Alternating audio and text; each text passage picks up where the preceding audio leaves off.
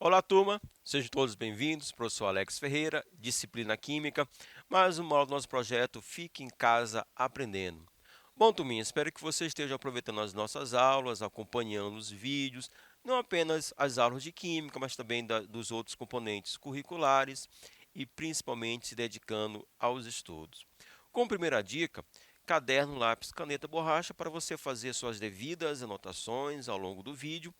E sempre que aquela figura, gráfico, tabela, chamar a sua atenção, printa a tela e você vai passar essas informações para o seu caderno e desenvolver os seus estudos.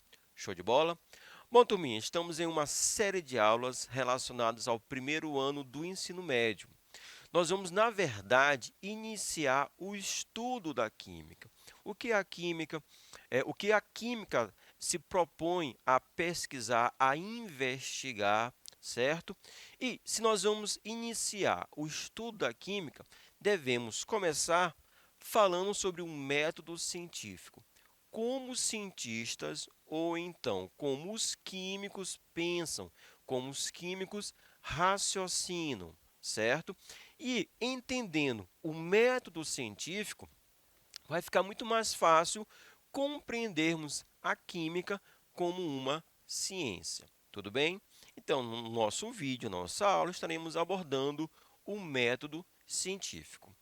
Iniciando, turminha, nós precisamos rever as nossas ideias. Como assim? Ou seja, o que você sabe sobre a química? Eu tenho certeza que você já ouviu falar esse termo, certo? E também eu tenho certeza que você já tem um conceito, uma compreensão do que é química. Mas, ao final desse vídeo, eu peço que você faça uma reavaliação, certo? Do que você pensava inicialmente. E após esse vídeo, se realmente esse pensamento continua ou se você fez essa revisão das ideias, certo? Ó, ainda que você não perceba, turma, a química está presente em uma infinidade de produtos, dos quais nós dependemos no dia a dia. Eu trouxe aqui algumas figuras, principalmente com relação aos alimentos.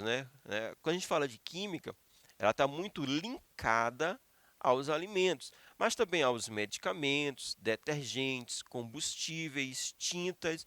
Ou seja, você está percebendo aqui que nós podemos encontrar a química em diversos produtos do nosso cotidiano, certo? O sal de cozinha, que nós conhecemos quimicamente como cloreto de sódio. A aspirina é um medicamento, é o ácido acetilsalicílico. Quando a gente fala de álcool, provavelmente estamos falando do etanol. O grafite, a ponta de grafite, nada mais é do que carbono. O vinagre, na verdade, o vinagre é uma solução diluída do ácido etanóico, certo?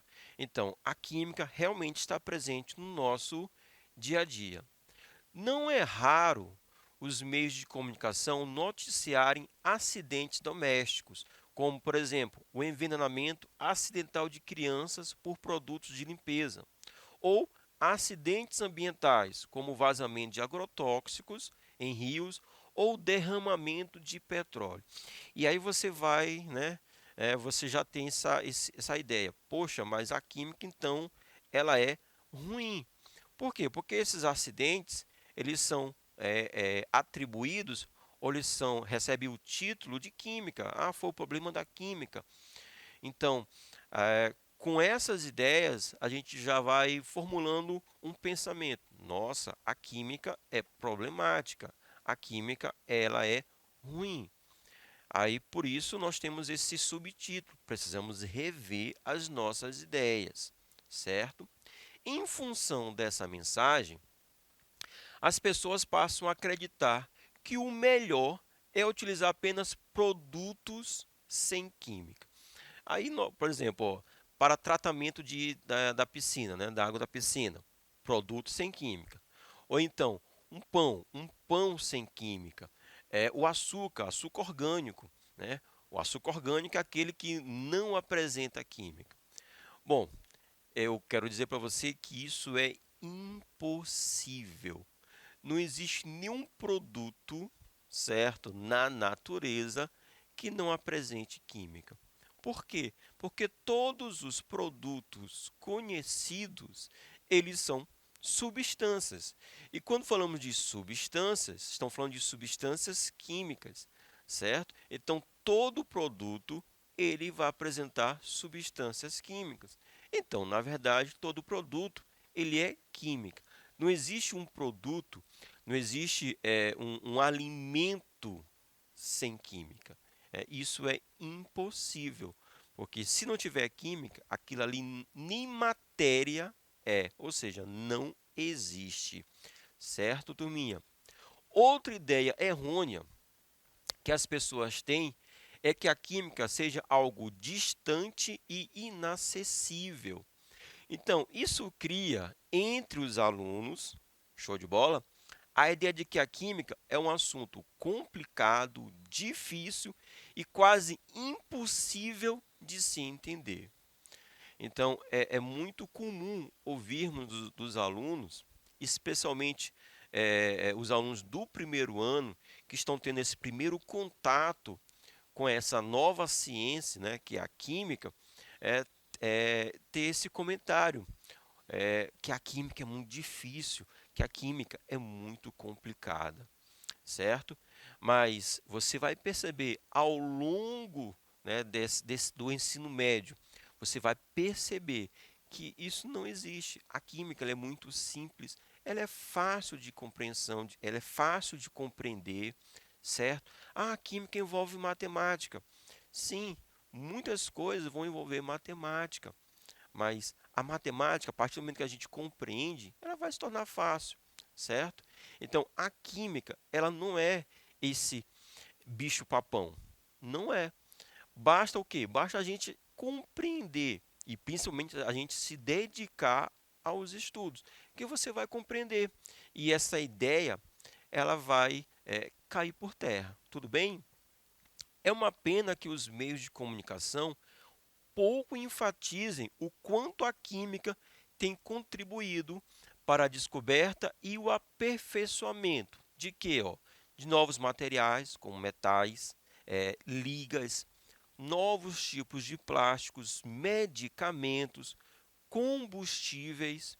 Então, tudo isso, todo esse avanço, e se você conversar com seus avós, as pessoas mais antigas, e comparar como era a vida há 40, 50 anos atrás, comparar com o que você está vivendo hoje, você vai perceber o tanto de melhorias que aconteceram, certo? E muito, para ser bem simples, muito dessas melhorias se deve ao avanço na química, tá certo? Então, medicamentos, novos tipos de plásticos, as roupas, os materiais que compõem as nossas roupas são muito diferentes e muito melhores. E tudo isso por quê? Porque nós temos o avanço do conhecimento da química. Eu estou trazendo para vocês aqui um gráfico, certo? Para a gente poder compreender a participação da química na indústria. Então, aqui nós temos o PIB industrial, né, o Produto Interno Bruto, a riqueza, no ano de 2019. Então, aqui alguns setores e a sua contribuição para esse PIB, tudo bem? E aí você vai perceber, bem aqui embaixo, né? Então, do todo do PIB, 4,3% participação da química, né? Da indústria química. No entanto, olha só, nós temos aqui ó, a indústria dos alimentos. E aí, quando falamos de alimentos, estamos falando de química, certo? Petróleo e gás, ó, com 6,6%.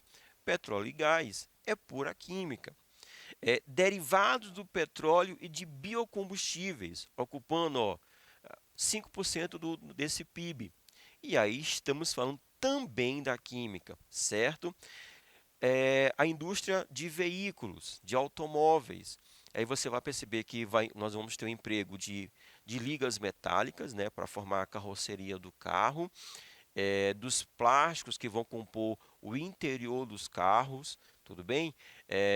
Também polímeros, no caso a borracha, né, que vão compor os pneus, e tudo isso é química.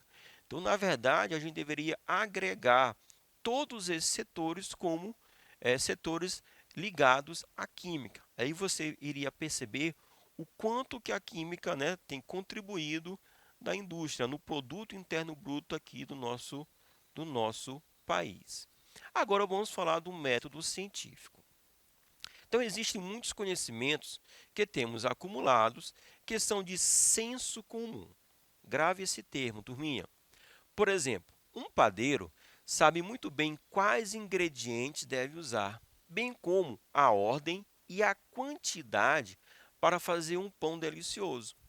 Esses conhecimentos químicos, mas também podemos dizer que são conhecimentos do senso comum, pois não há uma organização específica de como foram adquiridos e eles não são suficientes para explicar, por exemplo, por que ocorre, né, aquela transformação e qual é a reação química envolvida no processo. Então, o padeiro sabe quais ingredientes e a quantidade e a hora certa de usar, né, de fazer a mistura. No entanto, não há uma explicação científica do que está acontecendo. Então, inicialmente, nós temos o senso comum. Assim, muitos conhecimentos que temos no cotidiano são de senso comum e não são aceitos como conhecimentos científicos. A diferença é que o conhecimento científico é obtido e organizado de uma maneira específica, seguindo determinados critérios e métodos de investigação. Alguns passos, de forma geral, são sempre seguidos pelos cientistas. Quais são esses passos? Nós vamos estar compreendendo, né, cada etapa que um cientista, que um químico vai utilizar para gerar uma explicação. Então, esse conjunto de etapas em sequência organizada para o estudo dos fenômenos é chamado de método científico. A química está baseada, pautada no método científico. E se você conseguir compreender e depois aplicar esse método nos seus estudos, você vai compreender, você vai entender, perceber, né, que vai ficar muito mais fácil compreendermos não só química, mas também os outros componentes curriculares, porque os outros componentes curriculares também são ciências, certo? E a ciência vai estar baseada no método científico. A palavra método vem do grego métodos, que significa caminho para chegar a um fim. O método científico pode variar de acordo com a ciência, né?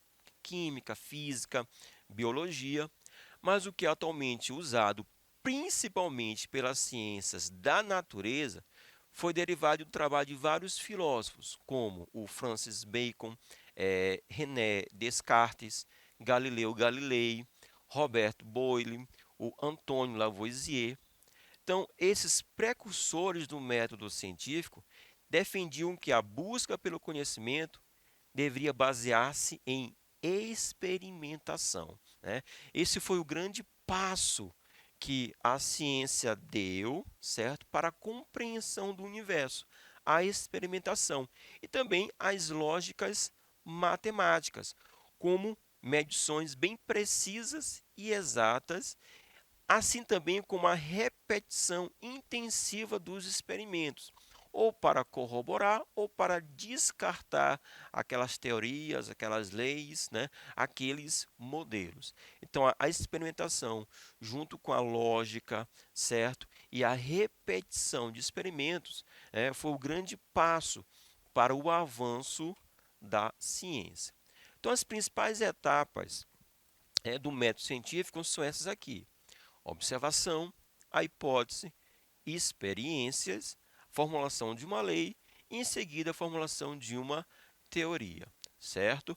Então, a partir do momento que você vai criar, você consegue obter uma série de observações, de ideias, né, de resultados, você vai avançando em cada uma dessas etapas. Vamos comentar cada uma delas. Olha só, observação. Leva o observador ao levantamento de questões que precisam ser estudadas. Essa observação pode ser a olho nu ou com a utilização de instrumentos de maior precisão, como, por exemplo, os microscópios.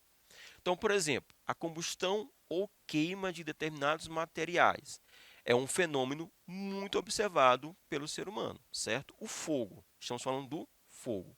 Lavoisier decidiu pesquisar alguns fenômenos relacionados com a combustão, que intrigavam os pesquisadores, como que era necessário para que a combustão ocorresse, certo? Então essa seria a observação. Em seguida nós vamos ter a hipótese. Na tentativa de responder às questões, né, levantadas na observação, o cientista propõe hipóteses, ideias, isto é, afirmações prévias para explicar os fenômenos.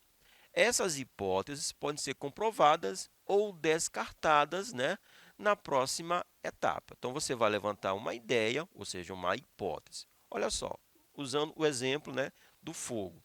Considerando o exemplo do estudo da combustão, uma hipótese levantada seria a de que a queima só ocorreria quando o combustível, né, um material inflamável, estivesse na presença do oxigênio, ou seja, só a queima na presença do oxigênio. Então, essa é uma hipótese. Aí nós vamos para o próximo passo, que são as experiências.